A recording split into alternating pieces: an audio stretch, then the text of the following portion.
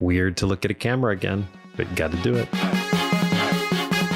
Are we all doomed to 3% stock market returns for the next decade? What does that mean anyway? Welcome back to Dean's List. Goldman Sachs chief strategist, Mr. David Kostin, told us that the S&P 500 is going to deliver an average annual return of just 3% over the next decade. Now, I look at that and go, wow, that's a big drop, because the last 10 years got me 13% annualized. What do we all do? And so today I'm going to take you through this malarkey and explain why it's utter nonsense. Then we're going to get our hands dirty. I'm going to teach you what a 3% annualized return actually means. We're going to go through how to calculate it, how to use a spreadsheet. We're going to play around with it to teach ourselves something. So I bet a bunch of you aren't math or engineering or actuarial folks. I personally know lawyers can't do math because I married one. Doctors, really mediocre at it, especially the ones that work in our prisons, Mr. David Clayton. McDonald's drive-through operators, like President Trump, that's a different story. No. We're not going there on this show. So, Mr. Kostin says high valuations, extreme market concentration, and a few tech giants, we all know them, Apple, Amazon, Microsoft, Google, and more frequent expected economic contractions, that's like recessions, are going to make this 3% return so for 10 years. So what do I personally think about 3% returns over long periods of time? I don't think about them. There are lots of ways to earn great returns today without stock market volatility, and I'll share one idea at the end of this video. What I care about is how we get to this magical 3%. You don't get 3% returns 10 years in a row. Never happened, never will happen. One way you get there is, let's say, with two 20% bear markets thrown in the mix on top of 8 regular old 10% up years. Is that possible? Sure.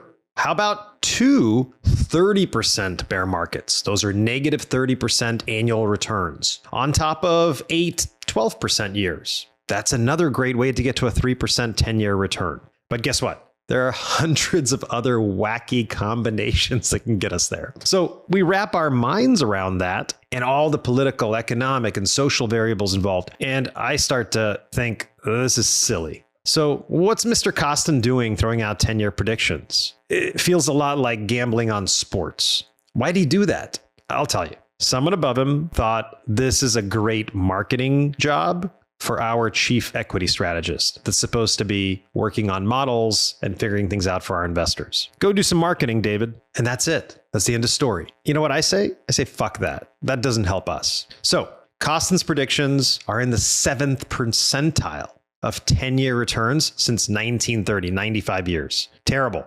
Who's good at 1-year predictions? You can argue there's some folks that have been decent time to time. What about 5 or 10? Nobody. That should be your biggest takeaway here. You're probably not a Goldman Sachs client without the 10 million plus required for them to manage. So don't worry about what they and their PR folks put out there for the gen pop, the general population. And good luck finding Kostin's prior predictions on Google or ChatGPT. If they were any good, wouldn't he tell us how accurate he's been right in the same paragraph? We know for one fact that he told investors in May, just in May, the S&P 500 has 0 room left to run this year. Was he right? No, he's very wrong. So his long-term forecast relies on some reversion to the mean logic. Is that good? Sure. Historically, returns concentrated in a few huge companies have also run out of steam. Another probably solid point.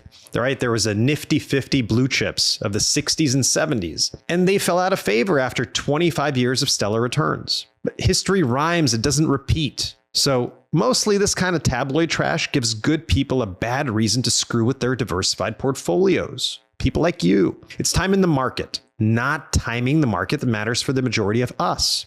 And financial media like CNBC, they amplify these predictions. They get these guys on, they let them talk for an hour. And boy, what do we notice? They're not bad looking. Are good looking people typically the best and nerding out on data? No, you know they're not, right? Pretty people do sales and marketing. So all they're there to do is create undue anxiety for us individual investors. That's enough. Let's get to the math. I like math. I'm not that pretty.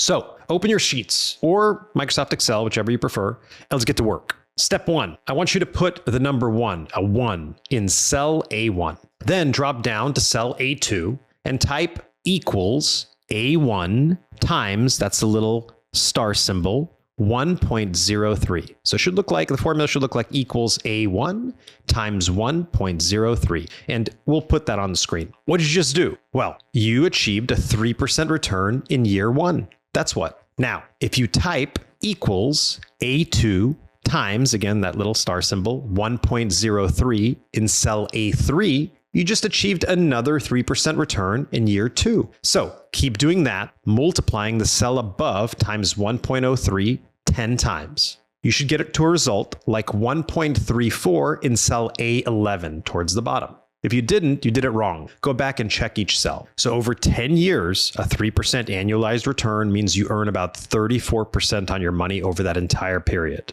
Not great. Here comes the fun part. Let's annualize it. In cell A12, right below A11, you're going to write the formula equals A11 to the power of, that's using little up arrow symbol called a caret, open parentheses, 1 divided by 10, that's 1/10, close parentheses, minus 1. The exponent symbol is called a caret, not carrot like the one that rabbits eat. I don't know, it's a silly name, but it's your total 10-year return to the 1/10 power minus 1. That's it. I don't think that's that hard, right?